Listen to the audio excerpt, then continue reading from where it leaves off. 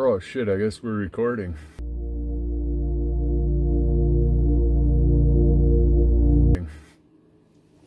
I was just thinking about what I was gonna say, but shit, jumped the gun on me. Well, this is call it a public service announcement. We need to start getting more serious about awakening and enlightenment in general. So I want to propose everyone grabs a journal. Go to Walmart, get it. It's less than $10, or I think it might be like around that. Putting pen to blank paper is literally a form of magic. If you can sit there and fill out endless government forms and documents for work and all these structured square boxes that you got to fill in, and all these repetitive things that we write, and we don't often enough put some sort of a medium to blank paper, pen, paint, whatever, crayon. But the more we do that, the more we bring our mind onto the page, because on a blank page, you don't know what to write. You're imagining. If you are just blindly, if all the other writing you do is just data entry, then that's not using your imagination, developing your senses. So what are we going to write about? Well, journaling about how grateful we are for our blessings every day. It's even hard to think of every day. It's hard to even remind yourself to get in the state of gratitude every day. But the more and more you do it, the more and more it becomes a automatic thing. So you wake up in the morning, and a lot of times, I don't know if it's just me, but I've heard this, but you're overcome with anxiety, like the anxiety of waking. And you tend to reach for sources of dopamine to calm yourself back down. But if you can reach that state of calm, of awakening to the anxiety of the morning, and then bringing it back down with no other outside forces, you're training your brain and your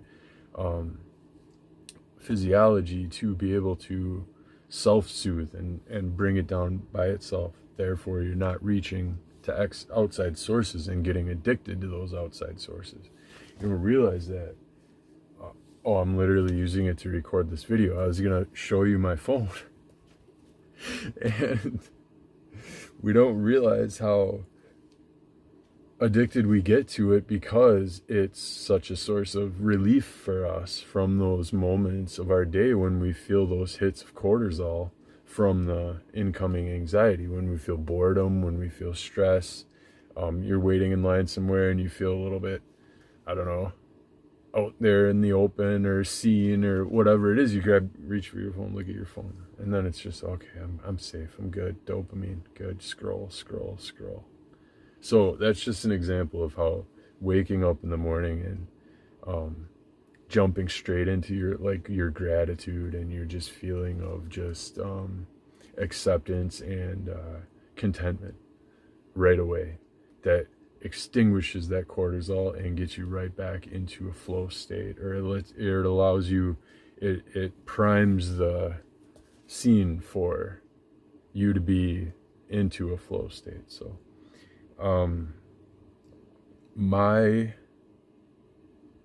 idea for today, 10/23, is I am mapping out my perfect day from start to finish, like every last activity, what each activity means.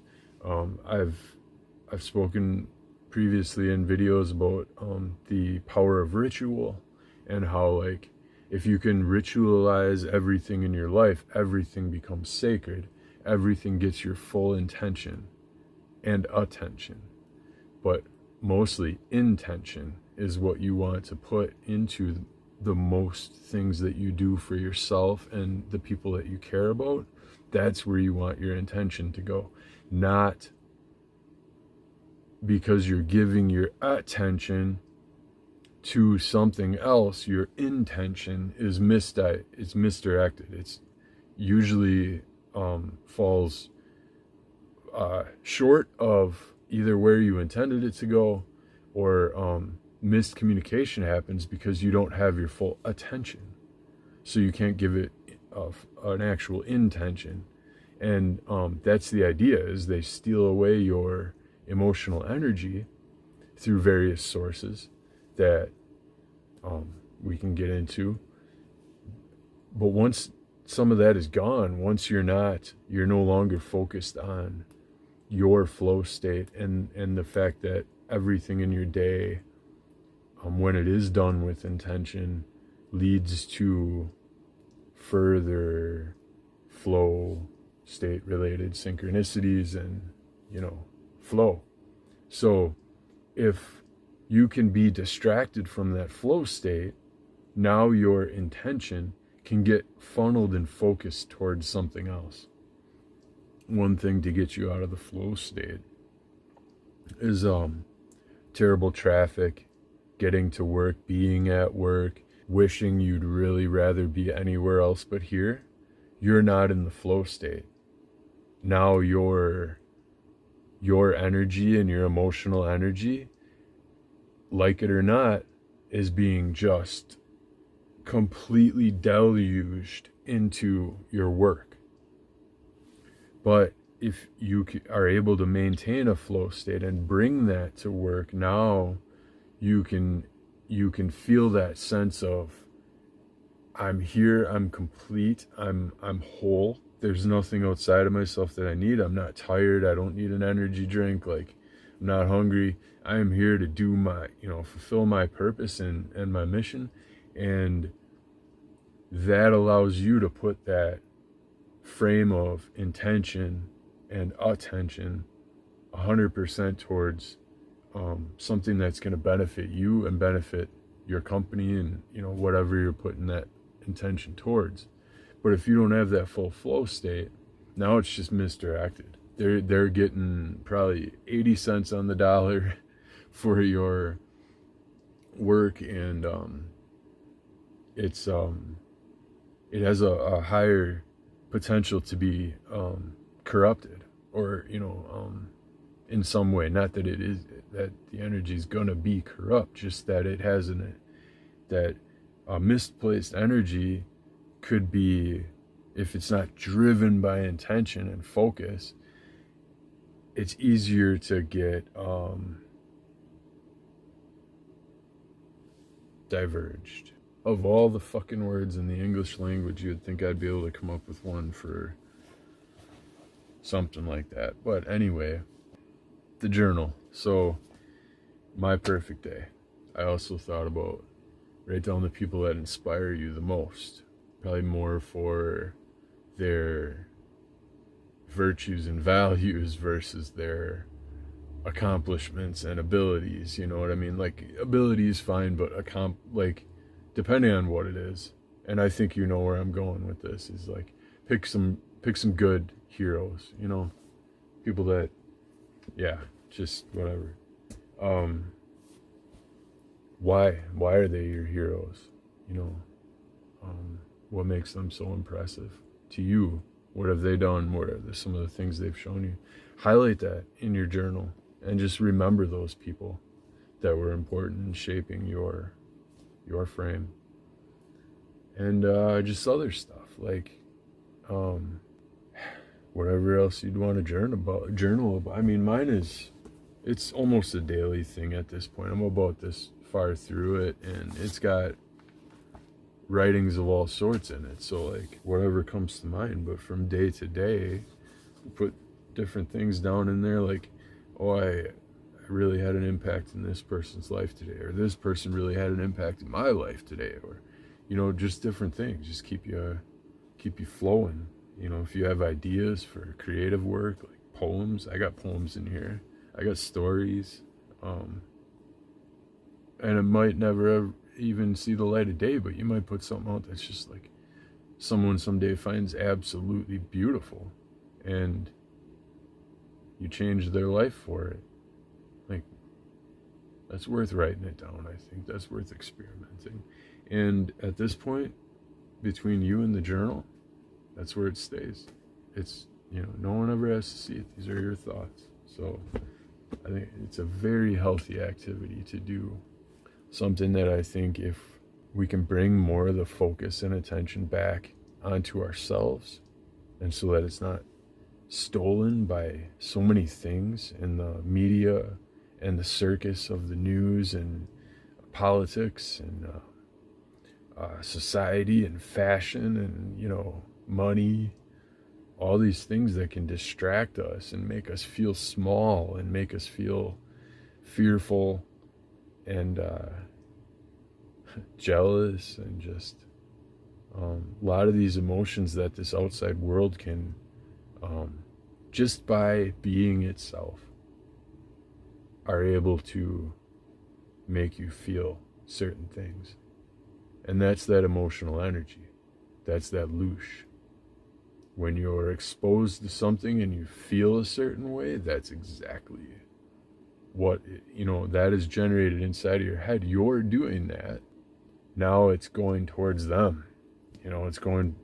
Your focus is now not on you or your purpose, which ultimately should be the main focus of every single individual on this planet, is focus on your purpose. Don't worry about anything else outside your purpose. It doesn't matter. It's just the distraction. It's the smoke and mirrors. There's that for how much,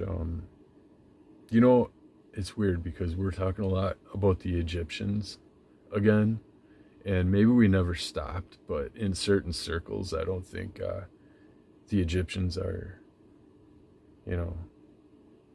the topic of a lot of conversation, but I've noticed a lot more coming up, especially with like Thoth and all them. So what I did hear though is that when they built the pyramids, if it really was the Egyptians, which who even fucking knows at this point, but anyway, when they built the pyramids, it was said that had they had TV and modern distraction, they would have never been able to accomplish it. And this could have just been cynicism or some sort of a weird thing. I heard it when I was young and it just kind of stuck with me. Like, you know what? They were probably right, because at that time, even when I heard that, they didn't even have smartphones. Cell phones were just coming out. Like the Nokias were around. So like this guy hadn't even conceptualized the literal computer that's in your pocket right now. We still had Windows 95 at the time, I think, when I heard this. But it was said that while they were building the pyramids, had they had TV, movies, modern distraction the way that they did in the mid-90s, that they would have never built it. They would have never been able to accomplish that. Now, whether or not that's true, I'm sure there's someone that could say, oh, we could build them today and look at all the distractions we have. I don't know. To that level of accuracy and everything that's in them. We don't even know fully how they work yet. So I just thought that was a neat thing that stuck with me. But it goes to show that energy and focus and intention, when placed onto a specific thing by a bunch of individuals, can lead to great things. But if those great things are all the brainchild and design of one person, and you don't actually know what the true intention is behind where your emotional energy and focus is going, not only that, but you are taking on the karma for whatever that person is trying to accomplish with your energy when you subscribe to these distraction programs and stuff. Well, I can see I'm at 15 minutes. I'm going to keep this short so I don't have to do a two-part thing. Thanks for keeping up, and I hope to see you in the next one. And like and subscribe. And never stop spreading your light.